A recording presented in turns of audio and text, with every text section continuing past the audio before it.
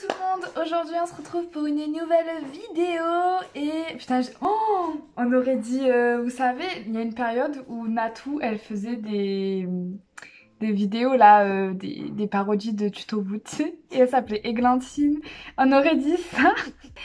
Bonjour tout le monde, c'est Églantine. Bref, aujourd'hui on se retrouve pour une nouvelle vidéo et aujourd'hui en fait je me suis rendu compte que ça faisait moult temps que je n'avais pas fait un point lecture alors que c'est quand même la base d'une chaîne Booktube, me direz-vous. Mais oui, et le pire c'est qu'en ce moment je lis beaucoup, que j'ai beaucoup de choses à vous présenter. Et du coup c'est parti, hein, on y va parce que bon ça va durer un petit moment je pense. On commence tout de suite avec le tome 7 de Gardien des Cités Perdues. Vous savez mon amour pour Gardien des Cités Perdues, vous savez que c'est ma saga favorite, vous savez à quel point j'avais hâte de lire ce tome 7 parce que j'avais pas eu le temps de l'acheter, de lire, etc. Et là, pendant les... En fait, je l'ai commencé pendant les grandes vacances et fin août. Et vu qu'il m'est arrivé tellement de merde en septembre, je n'ai absolument pas eu le temps de le lire. Et du coup, je l'ai fini en fin décembre.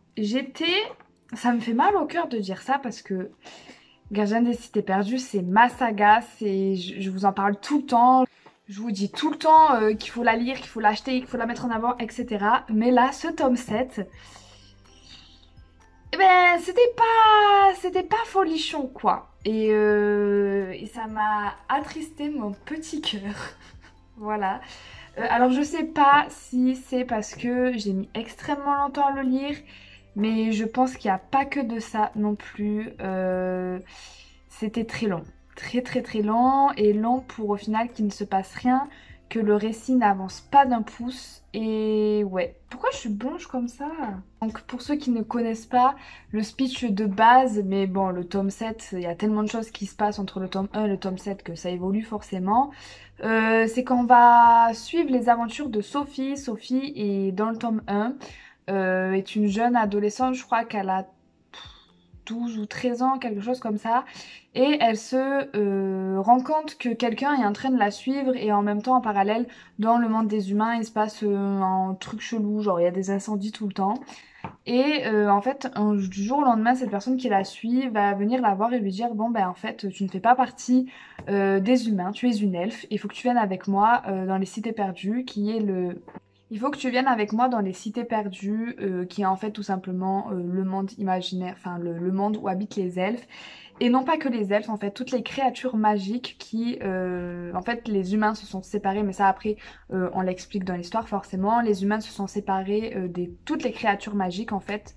Je vous dis pas pourquoi, je vous laisse la mystère. Et en fait, on va se rendre compte que Sophie n'est pas une simple elfe, n'est pas une simple humaine. En plus, tous les elfes ont les yeux bleus, elle a les yeux marrons. Et va se créer toute une intrigue autour d'elle, toute une histoire, tout un mystère.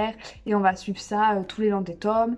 Et on va suivre ses amis, sa nouvelle rencontre avec ses nouveaux parents parce qu'elle se fait adopter par des elfes. Qui sont réellement ses... Il y a une intrigue tout le long qui sont réellement ses parents. Pourquoi autant de gens sont intéressés par elle. C'est un peu la figure de l'élu de Harry Potter, mais dans le monde des elfes. Alors tout le monde dit que ça ressemble à Harry Potter. Non. Je tiens à préciser, ça ressemble à Harry Potter dans le sens, mais en fait un peu comme tous les romans de fantasy jeunesse, en fait c'est une jeune ou un jeune adolescent qu'on va suivre rentrer dans un nouvel univers, dans un nouveau lycée avec des nouveaux copains. C'est le seul truc qui me fait penser à Harry Potter et si, à la limite, le seul truc qui me fait penser à Harry Potter et c'est un point hyper positif dans le sens où, par rapport à l'écriture, c'est-à-dire que l'écriture mélangée au récit, c'est-à-dire que plus on va suivre, plus on va avancer dans la saga et plus l'écriture va prendre en maturité et les personnages vont prendre en maturité. C'est le seul point avec Harry Potter, je trouve. Mais voilà, j'étais vraiment très déçue de ce tome 7 parce qu'au final, on nous raconte beaucoup de choses pour qu'au final, il se passe rien. Même à un moment, l'autrice le dit d'elle-même. Elle le dit, il s'est rien passé. Elle dit exactement, on n'a pas avancé d'un pouce. Bah ouais meuf, tu nous fais lire 700 pages et tu sais, même toi, tu sais qu'on n'a pas avancé d'un pouce. Il y a juste à la fin une petite révélation, mais ça, j'avoue, ça m'a...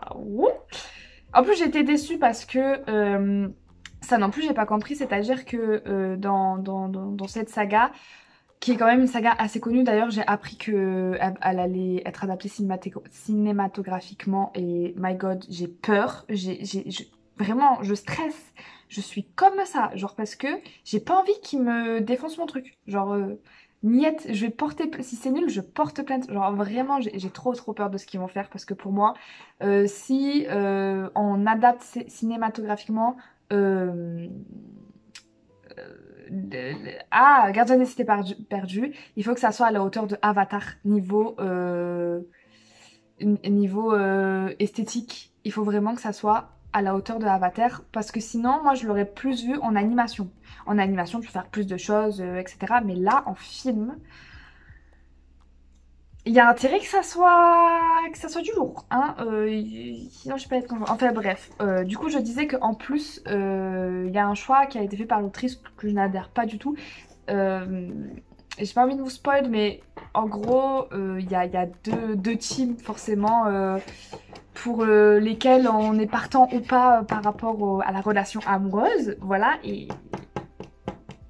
mon parti pris est normalement le parti pris de beaucoup de lecteurs. On est vraiment majoritairement par rapport à l'autre.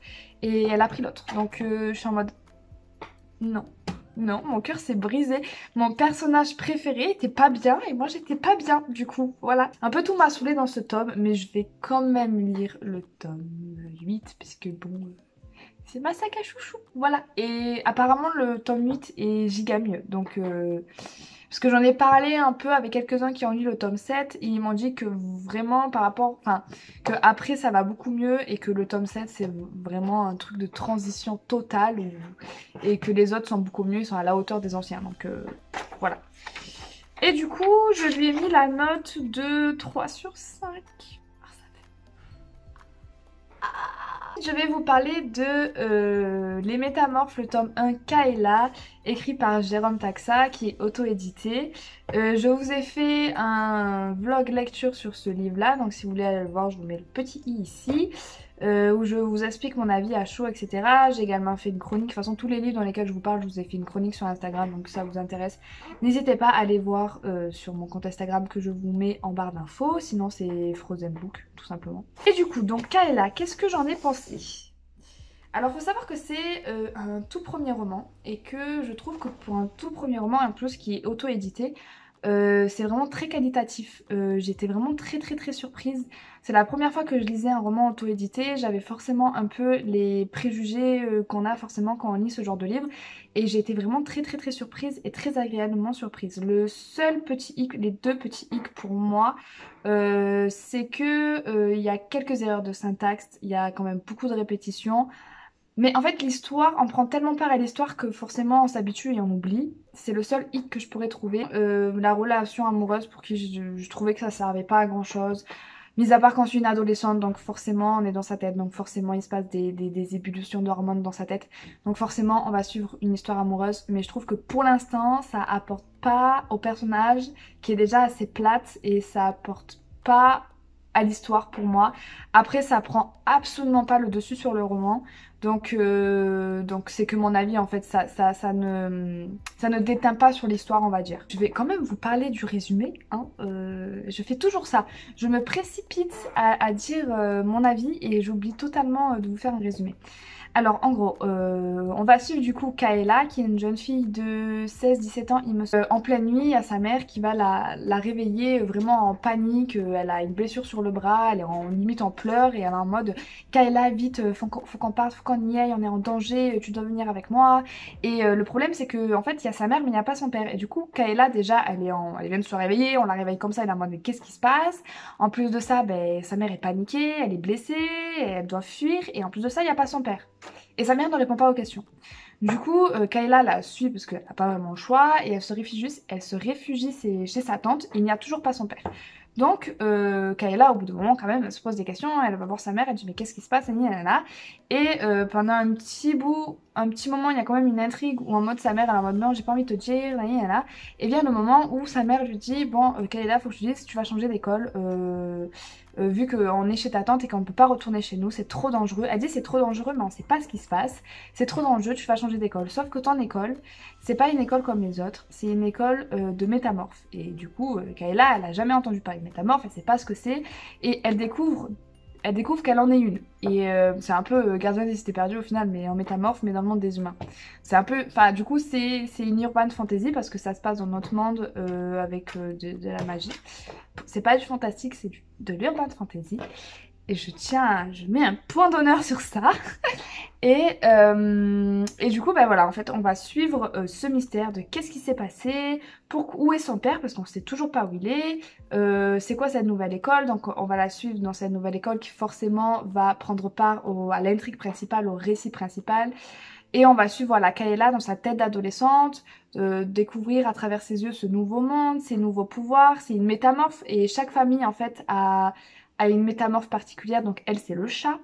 Donc voilà, on va vraiment suivre toute son aventure, et le tome 1 c'est vraiment ça, on découvre vraiment l'univers, qu'est-ce qui se passe, l'action, je peux pas trop vous en dire sur l'action parce que ça arrive de vous spoiler, et j'ai trouvé ça très bien fait, c'est vraiment, il n'y a pas de défaut de narration, de récit, mis à part le problème de syntaxe, mais vraiment c'est très bien pensé, c'est assez original, je me suis pas ennuyée, c'était addictif, j'avais envie de savoir. Les personnages secondaires que je trouve beaucoup plus intéressants que le personnage principal, mais ça c'est toujours moi de toute façon.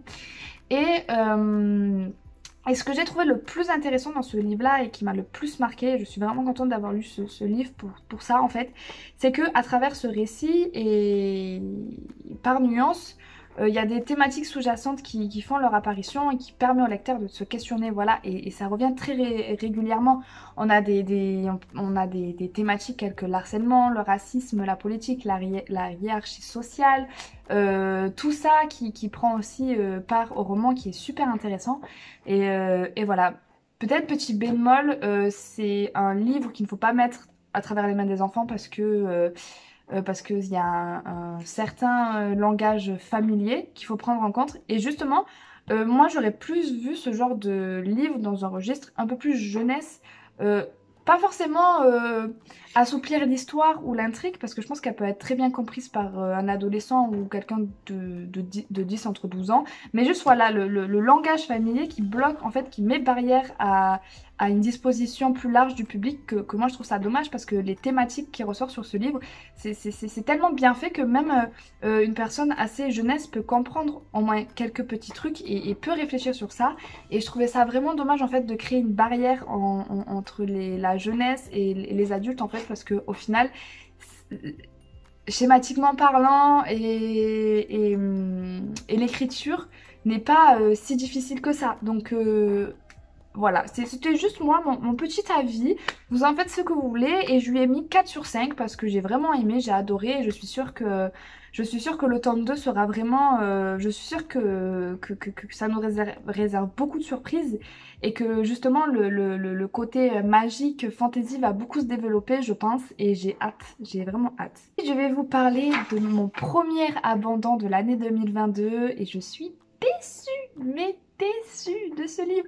En même temps, je sais pas à quoi je m'attendais, parce que, bon, je vais vous dire, il s'agit de Orion, ainsi soit les étoiles, de je sais plus de qui, chez les éditions Hugo Roman, dans la collection Hugo trucs pour les adultes, où il y a beaucoup de trucs caliente, tu vois. Que vous dire, que vous dire En fait, je sais pas à quoi je m'attendais, parce qu'en fait, moi, ça fait très longtemps que j'avais pas lu de romance, et j'aime plus lire de la romance dans le cul. Voilà, c'est plus mon truc. Les trucs toxiques, le cul, le drama pour faire du drama, c'est vraiment, vraiment pas mon truc. Et moi, quand j'ai lu Orion ainsi les étoiles, en fait, je vais vous dire le résumé, comme ça vous allez mieux comprendre ce que je vous dis. On suit une jeune fille qui s'appelle Léo, je crois, qui est une danseuse étoile et qui est dans son académie de danse. Et c'est vraiment une très très bonne danseuse, elle est super reconnue. Elle est en train de produire 2 ballets en même temps. Et là, pendant un entraînement, il y a un chorégraphe hyper réputé, un chorégraphe français parce que ça se passe à Sydney aussi. Un chorégraphe français hyper réputé, mais en même temps hyper mal vu. Parce que c'est genre le chorégraphe avant-gardiste qui a apparemment violé des jeunes filles russes, qui est hyper dans le corps, etc. Hyper intime. Apparemment, il couche avec tous les gens avec qui il travaille. Enfin voilà. C'est ce genre de personne-là. Oui, tu sens la merdouille là. Je la sens bien. Et moi, je me suis dit, oh Zef, ça va être un livre tout mignon dans un truc danse classique. Donc, je m'en doutais qu'elle allait avoir des thèmes sous-jacents, l'addiction, ouais, voilà, l'addiction, la drogue, les problèmes, enfin, les problèmes alimentaires, etc. C'était sûr, c'était sûr. L'humiliation, tout ça, l'harcèlement, je savais qu'elle allait avoir ça. Mais je sais pas pourquoi, je me suis dit, ce genre de romance, ça a l'air d'être bien, tout mignon et tout. Non, j'avais oublié que Hugo Roman c'était ça. J'ai lu 100 pages. 100 pages, j'ai arrêté. Je peux plus ce genre de roman. Roman hyper toxique où rien ne va, aucune nuance. Non, si vous aimez les livres où la meuf elle est là, elle se donne comme ça et que ça pose pas de problème et que le mec il est là, il résout tous ses problèmes. Oui, parce qu'elle a aussi un problème avec la drogue, parce qu'elle a une blessure, enfin bref. Si vous aimez ça, franchement, foncez. Mais moi, je peux plus. Au moins, ça m'a confirmé qu'il faut que j'arrête. Vraiment, non. Bah, du coup, je lui ai mis 0. Voilà. Dernier livre que je vais vous présenter. C'est le livre, un des tout premiers livres de Stéphane Servante. Vous savez que j'adore cet auteur. Qui est Guadalquivir. Et bah, du coup, de Stéphane Servante aux éditions. Alors, c'est la collection Pulp Fiction, mais du coup la maison d'édition, j'ai un petit doute. C'est livre de poche, je crois. Il me semble que c'est livre de poche qui fait la collection Pulp Fiction. Je sais plus. Vous le verrez de toute façon sur le livre.